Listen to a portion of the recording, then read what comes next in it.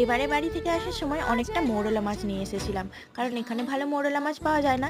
তাই মা আমাকে এক কৌটো মৌরলা মাছ ভেজে দিয়েছিল। তার মধ্যে থেকেই কিছুটা মৌরলা মাছ রয়ে গিয়েছিল, তাই ভাবলাম আজকে মায়ের মতো করে তেঁতুল দিয়ে টক বানাই। মা একটু হালকা করে ভেজে দিয়েছিল, তাই আমি আরেকবার ভালো করে ভেজে নিয়েছি।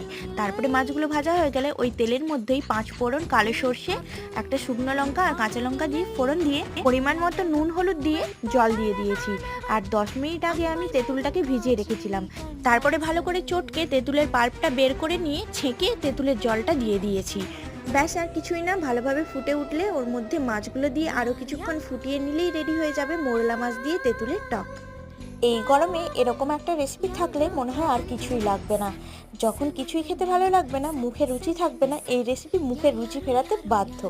আমার রেসিপিগুলো যদি ভালো লেগে থাকে তাহলে অবশ্যই ভিডিওটি লাইক করবেন, আর যারা এখনো সাবস্ক্রাইব করেননি তারা অবশ্যই সাবস্ক্রাইব করে দেবেন।